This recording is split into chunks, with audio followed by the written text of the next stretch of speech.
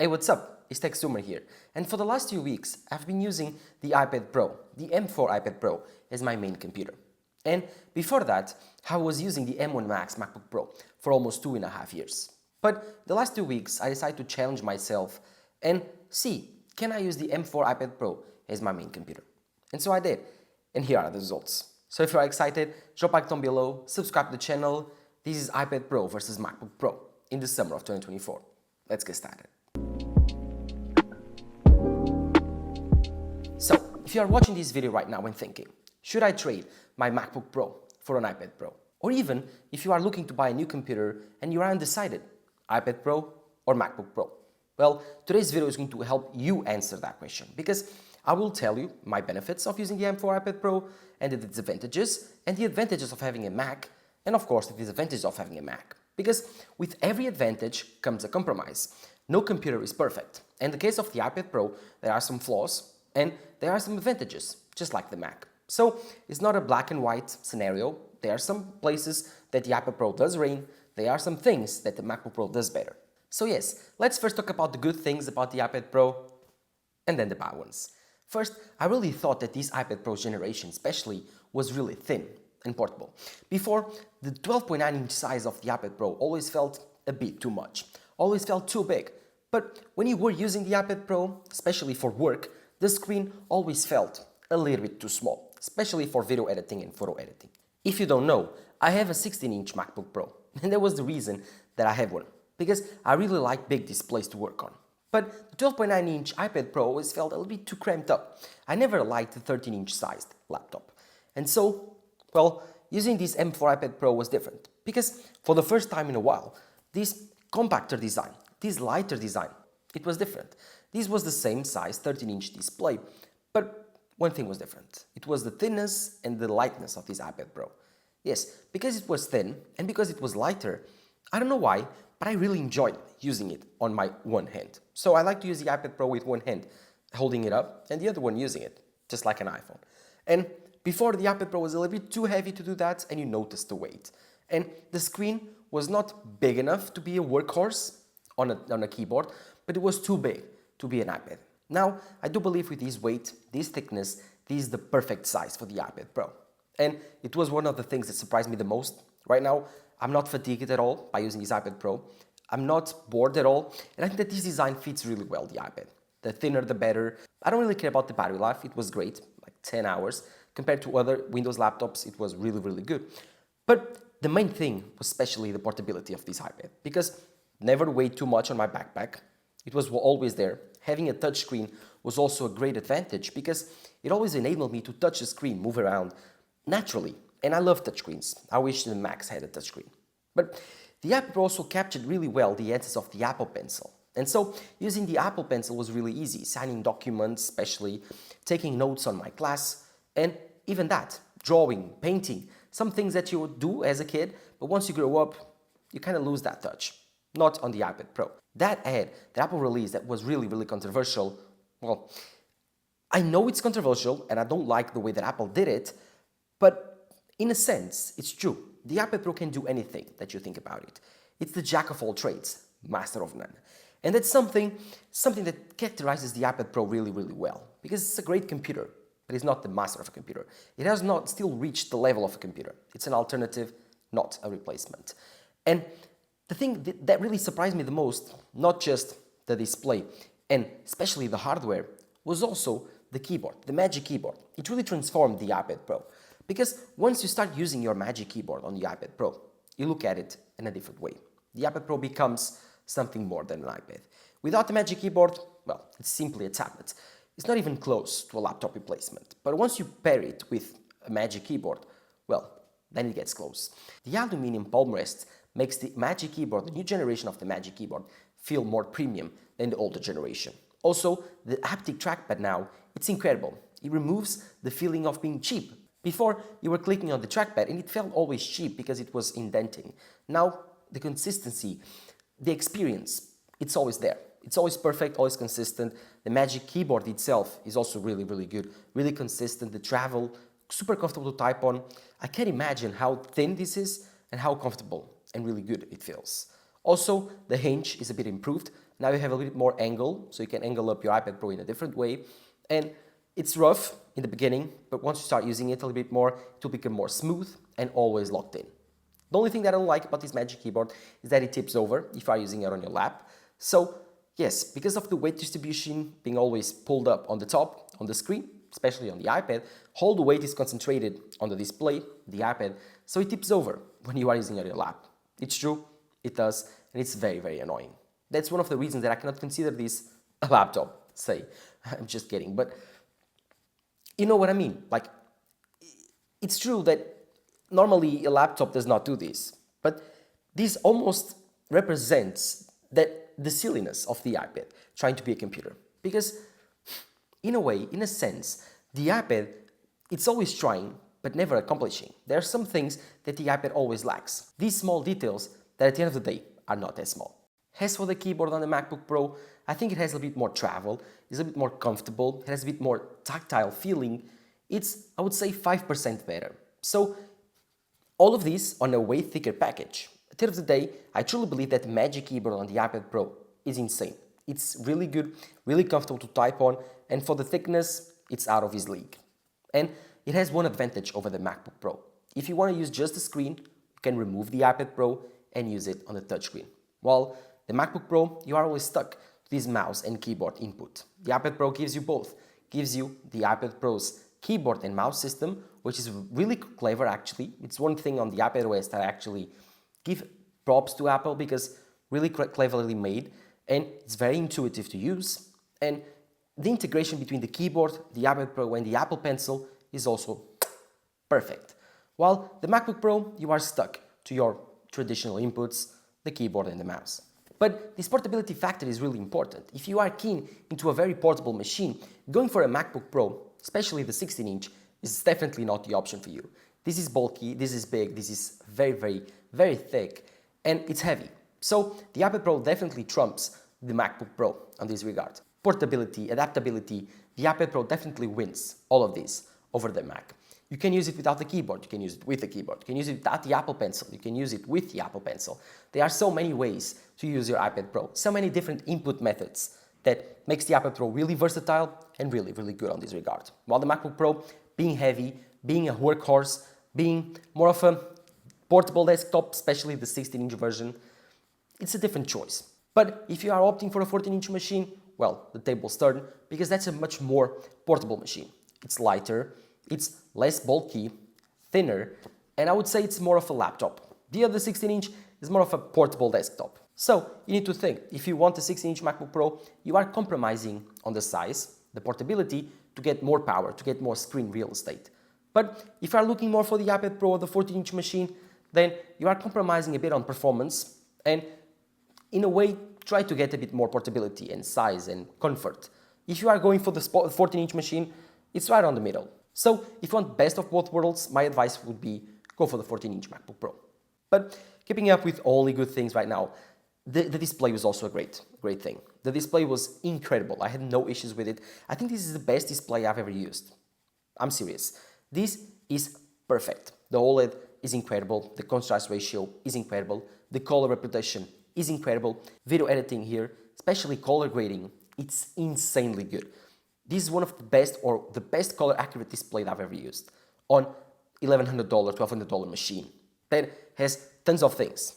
It's a computer and then it's the display. This is reference monitor like levels of quality and contrast. So yes, loved the display, and it's also a bit smoother than the older generation LCD. The 120Hz is also present, the ProMotion, but I don't know what Apple did, but this display definitely feels smoother. At least at my naked eye, I can notice it. So if I can notice, probably some of you can also. This is a place where the iPad Pro truly shines over the MacBook Pro.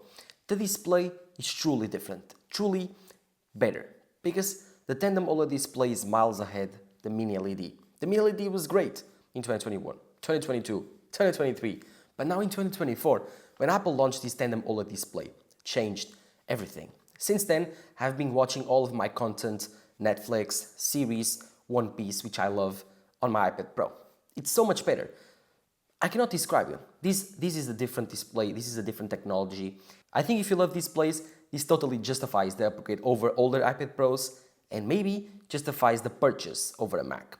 But that's something really to try out on the store and then decide. Because again, the MacBook Pro's display is a mini LED. Although it's bigger, so it's a 16-inch and a 14-inch, both bigger than the 13-inch tandem OLED display on the iPad Pro, it's not as bright, and the blacks as not as real, the contrast ratio is not as good, and the colors. It also has a big issue which is the blooming, present in every mini LED display. This is more noticeable at night. If you are watching very bright images and bright videos at night, you will notice this blooming on the display. It happens, it's normal, it's part of the mini LED experience, and on the iPad Pro, on the tandem OLED display, completely fixed. So this might be a deal breaker for you, the mini LED display on the MacBook Pros. If so, wait for the tandem OLED display MacBook Pro or go for the iPad Pro. Let's now talk a bit about the Apple Pencil, which I do believe it's a differentiator between the iPad Pro and the MacBook Pro. This new Apple Pencil is great. This haptic feeling, it's incredible, gives you a different experience, definitely. This Apple Pencil Pro, one of the best upgrades that Apple made to an item in their lineup in a while. I think that the new squeeze feature is also really useful. The double tap now, it has that haptic feeling, which is also great. The pencil itself feels almost the same, but now with the haptic feeling, top notch. This is something that the iPad Pro does have over the MacBook Pro, the Apple Pencil. Lots of you love the Apple Pencil, lots of you love note-taking, and the MacBook Pro, your only input, again, is the mouse and keyboard, while the iPad Pro can change. And for most of people, right now, that's a really important thing. And the Apple Pencil, it might be a deal breaker for you if you don't have it. Another thing that I found incredible on this iPad Pro were the speakers. This very thin and portable device still packed the punch when it came to the sound. So yes, these speakers were incredible. Not the same level as my MacBook Pro speakers. The 16-inch MacBook Pro speakers from 2021 upwards are insane. The best speaker system I've ever heard. But the best way to show you guys is just to compare them. Take a listen. Hold me close till I get up. Time is barely on our side. I don't wanna waste what's left. The storms we chase are leading us, and love is all we'll ever trust. Yeah, no, I don't wanna waste what's left. And on we'll go, the wastelands through the highways, and on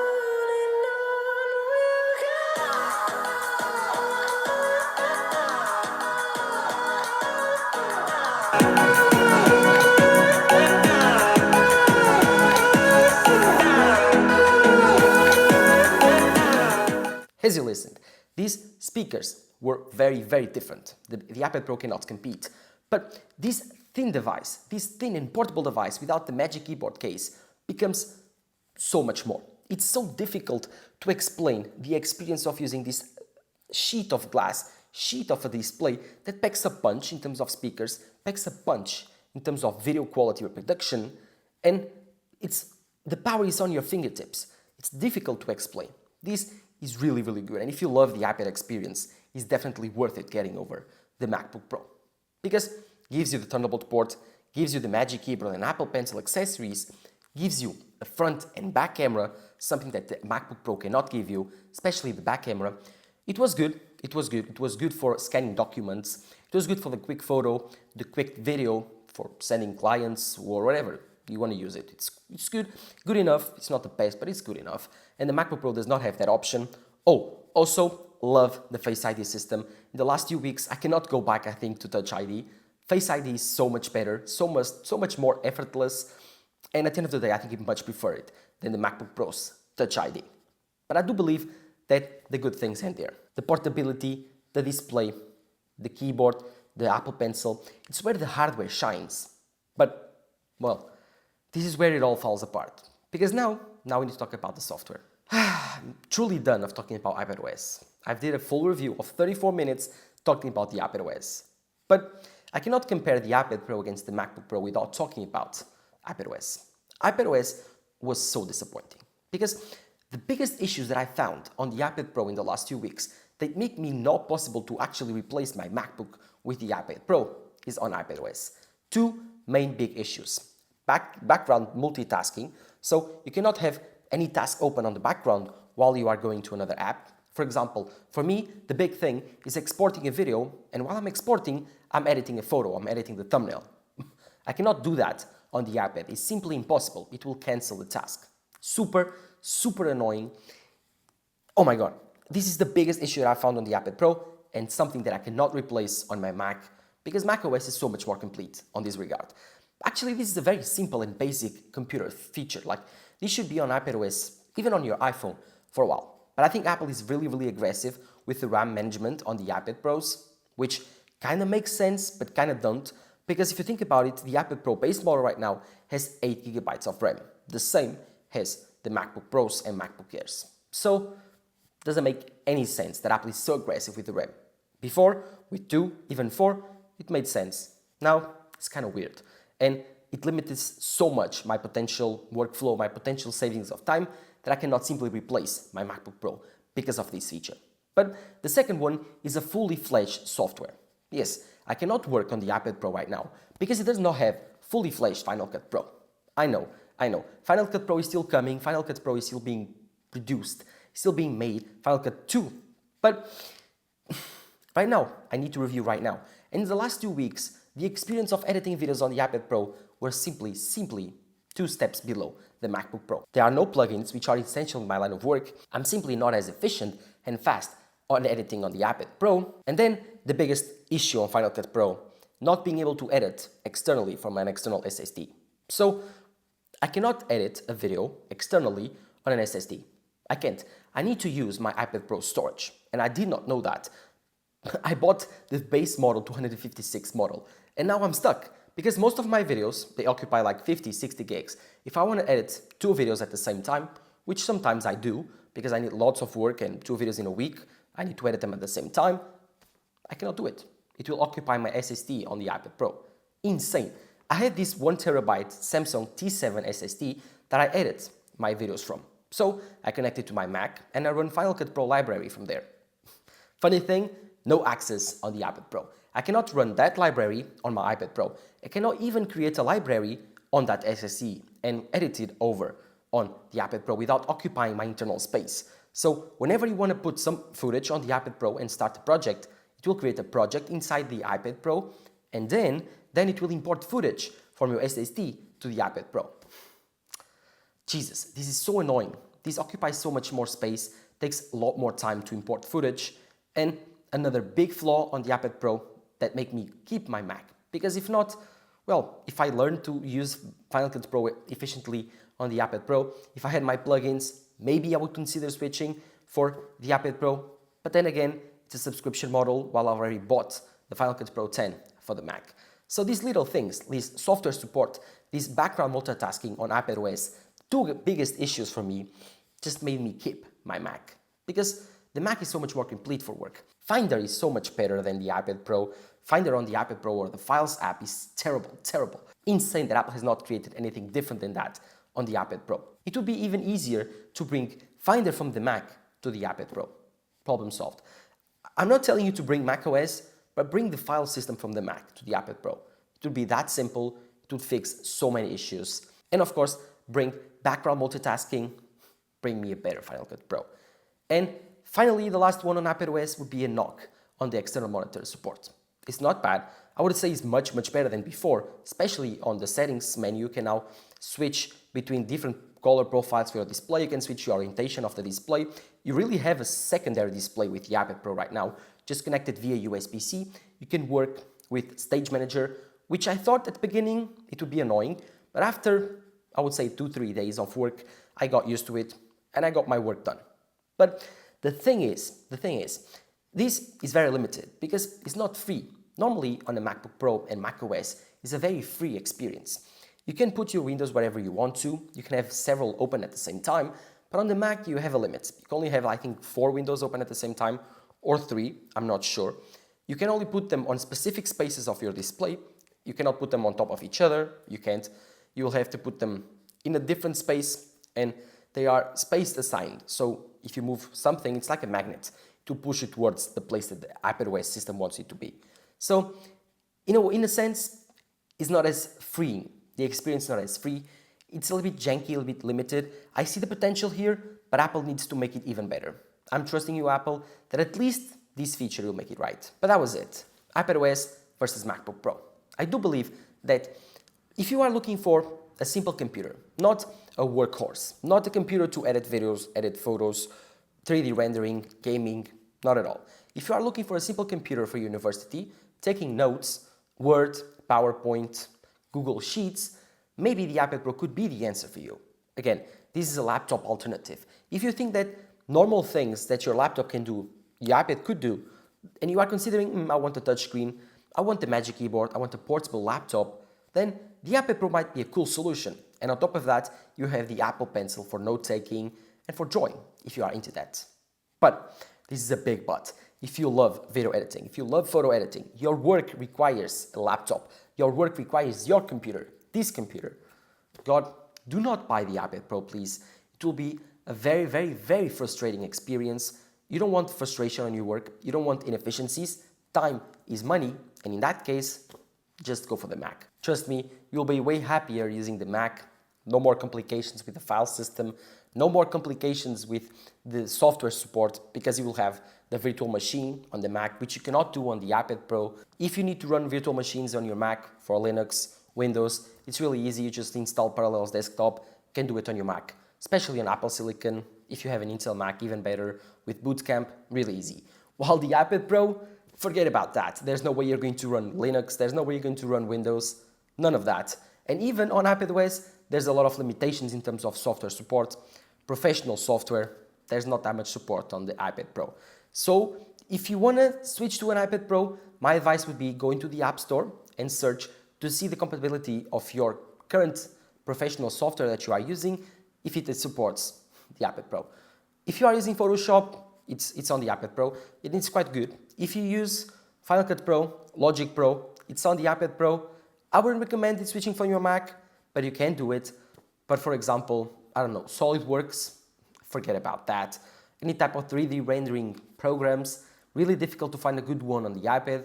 So yes, software support, it's a big but, a big deal breaker on the iPad Pro. If you are looking for a professional machine, definitely go for the Mac. Do not budge on that. Trust me, you will be way happier on the Mac. But that was it. Which computer would you choose? The iPad Pro, the MacBook Pro? These are both great options, but I do believe that the iPad Pro is more of a laptop alternative, the MacBook Pro more of a traditional choice. Let me know of that in the comments below. While you're there, drop a like down below, subscribe to the channel. Thank you guys for watching. Bye bye.